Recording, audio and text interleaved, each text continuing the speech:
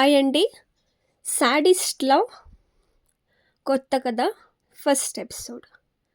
Sir please నన్ను వదిలేయండి, మీకు దండం పెడతాను అని అతడిని బతిమాలుతూ ఉంటుంది ఆమె. అతడు ఆమెను చూస్తూ, నిన్ను వదిలేయడానికి కాదు, నేను అంత కష్టపడి నిన్ను ఇక్కడికి తీసుకొచ్చింది అంటూ ఆమెను ఒక కన్నింగ్ స్మైల్తో చూస్తూ ఉన్నాడు. అతడి ఆ కన్నింగ్ స్మైల్ని చూస్తేనే ఆమెకు ఒళ్ళంతా వణుకు పుట్టేస్తుంది. ఎలా అయినా ఈరోజు నేను ఇక్కడి నుంచి తప్పించుకోవాలి అని ఆమె ప్రయత్నిస్తూనే ఉంటుంది. ఆమె తలలో ఆమెకు ఆ ఆలోచన తప్ప వేరొక ఆలోచన ఉండదు. దాంతో అతడిని గట్టిగా వెనక్కి నెట్టేసి మరీ పారిపోదాం అని అనుకుంటుంది. కానీ ఆమె అలా ప్రయత్నించే లోపే ఆమెను అతడు కేవలం ఒక్క క్షణంలోనే పట్టేసుకుంటాడు. ఆ క్షణమే ఆమెకు ఆమె తన జీవితాన్ని ఈరోజుతో కోల్పోతానని ఆమెకు తెలుస్తుంది. అయినా కానీ అతని చేతుల్లో నుంచి ఆమెను ఆమె కాపాడుకోవడానికి నిరంతరంగా ప్రయత్నిస్తూనే ఉంటుంది.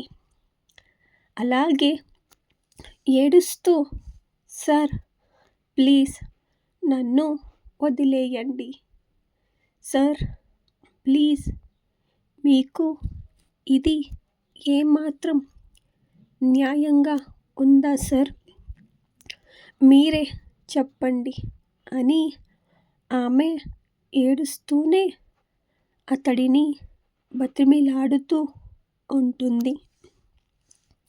కానీ అతడు మాత్రం ఆమె ఏడుపుని ఏమాత్రం పట్టించుకోకుండా ఆమెను ఇంకా దగ్గరికి లాక్కుంటూ ఆమెను గట్టిగా హత్తుకుంటాడు. అతడు అలా హత్తుకోగానే ఆమెకు కంపరంగా అనిపిస్తుంది. అలాగే ఆమెను ఆమె కాపాడుకోవాలి అని నిరంతరంగా ప్రయత్నిస్తూనే ఉంటుంది.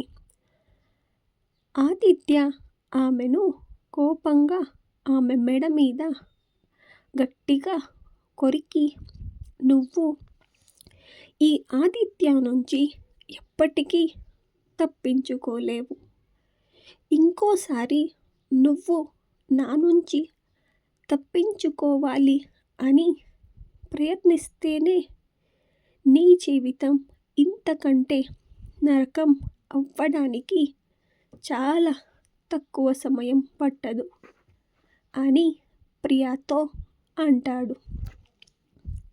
అలాగే ప్రియాని గట్టిగా పట్టుకుంటూ, నువ్వు నేను చెప్పినట్లు నోరు మూసుకుని ఉండు అని గట్టిగా ఆమెకు చెబుతాడు.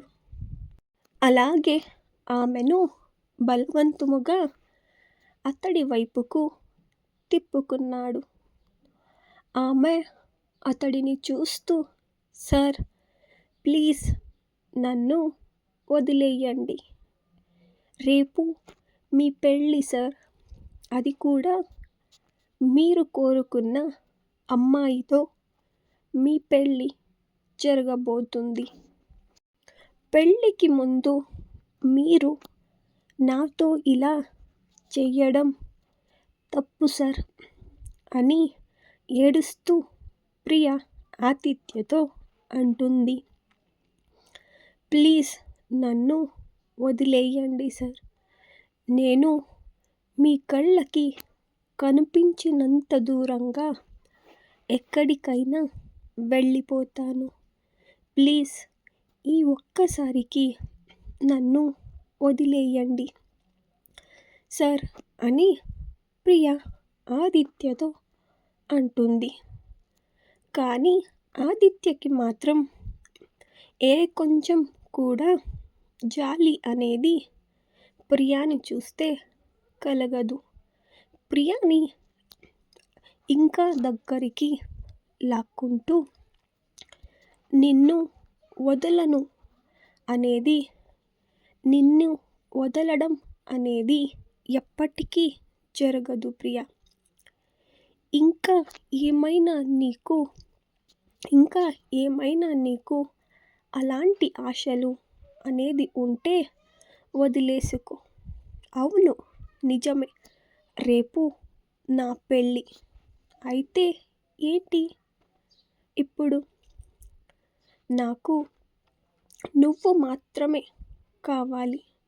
నువ్వు కావాలి అని నేను నీకు ఎప్పటి నుంచో నీకు చెబుతూ ఉన్నాను. కానీ నువ్వు ప్రతిసారి నా నుంచి తప్పించుకుని మరీ పారిపోతున్నావు. కానీ ఇప్పుడు మాత్రం అది ఏమాత్రం కుదరదు. ఈరోజు నువ్వు నా నుంచి ఎలాగూ తప్పించుకోలేవు. నిన్ను నా నుంచి ఎవ్వరు వచ్చి కాపాడుతారో నేను కూడా చూస్తాను. ఈరోజు నువ్వు ఎలాగైనా నా స్వంతం అయ్యి తీరాలి అని ఒక సాడిస్టిక్ స్మైల్తో అంటాడు. అలాగే ప్రియ అతడిని నెట్టేసి పారిపోవాలి అని నిరంతరంగా ప్రయత్నిస్తూనే ఉంటుంది. ఆదిత్య ప్రియాని ఒక చేతితో పట్టుకుని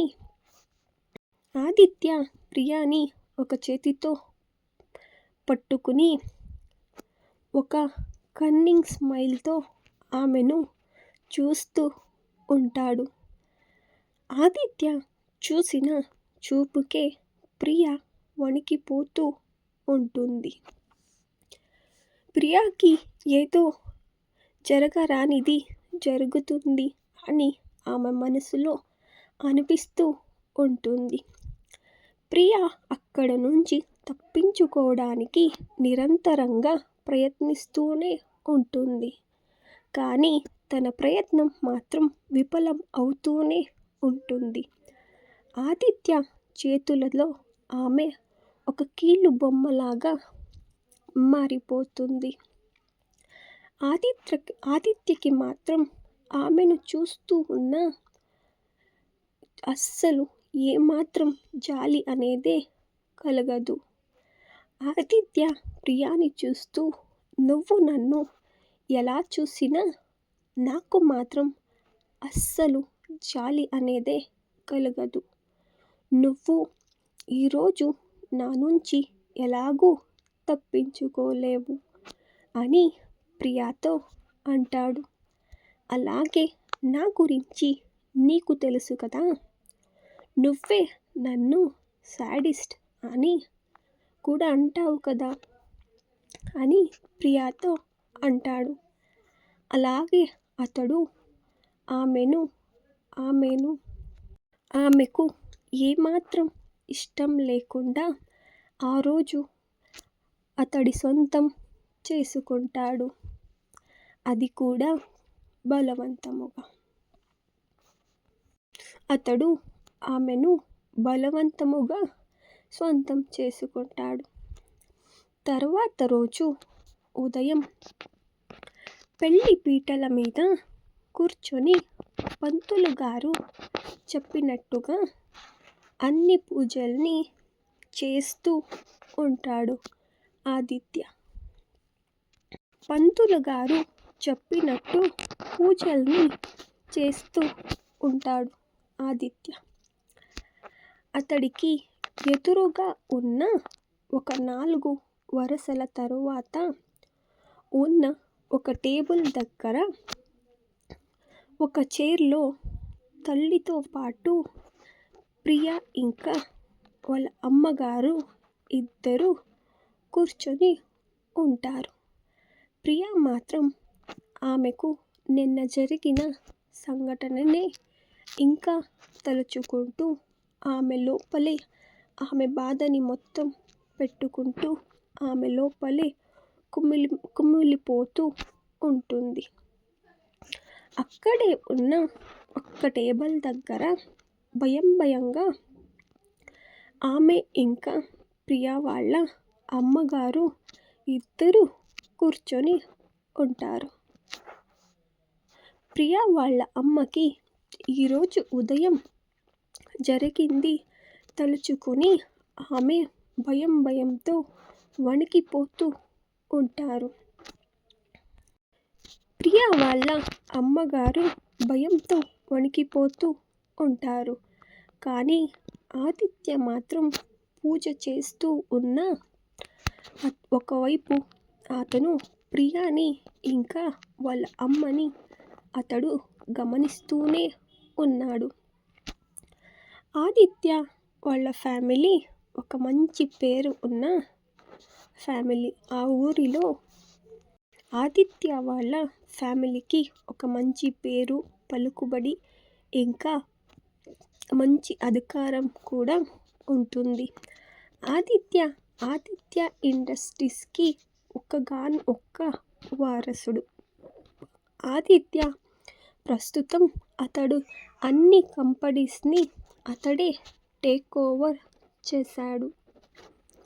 అతడు CEOగా చార్జ్ తీసుకుని కేవలం 1 ఇయర్ మాత్రమే అయి ఉంటుంది. అతడు ఎడ్యుకేషన్ని కంప్లీట్ చేసుకుని ఇండియాకి కేవలం 1 ఇయర్ బ్యాకే ఆదిత్య ఇండియాకి వచ్చి ఉంటాడు.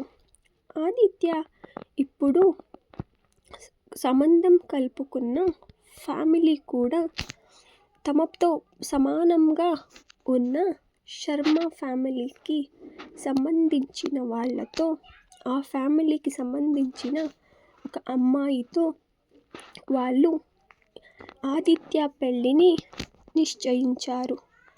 ఆ అమ్మాయి వాళ్ళకి ఉన్న ఒకే ఒక్క వారసురాలు. వాళ్ళకి ఉన్న ఆస్తి మొత్తం ఆ అమ్మాయికి మాత్రమే చెందుతుంది. అందుకే ఆ అమ్మాయిని ఏరి కోరి మరీ ఆదిత్యకి ఇచ్చి పెళ్లి చేయాలి అని ఆదిత్య ఫ్యామిలీ మొత్తం నిర్ణయించుకున్నారు. కానీ ఆదిత్యకి మాత్రం ఈ పెళ్లి మీద ఎలాంటి ఇంట్రెస్ట్ లేదు. అతడి ఇంట్రెస్ట్ అంతా కేవలం ప్రియ మీదనే. అందుకే అతని కళ్ళు మొత్తం ప్రియాపైనే ఉన్నాయి. వీళ్ళిద్దరి పరిచయం ఎలా జరిగింది, అసలేం జరిగింది అంటే నెక్స్ట్ ఎపిసోడ్ని మీరు ఫాలో అవ్వాలి. స్టోరీ ఎలా ఉందో, నెక్స్ట్ పార్ట్ కంటిన్యూ చేయాలో వద్దో నాకు ఒక కమెంట్ చేసేయండి. వీడియో నచ్చినట్లయితే ఒక లైక్ చేసేయండి. స్టోరీ నెక్స్ట్ కంటిన్యూ చేయాలో వద్దో మాత్రం కమెంట్ మాత్రం మర్చిపోకుండా చేసేయండి. ఇంకా ఉంది. Thank you.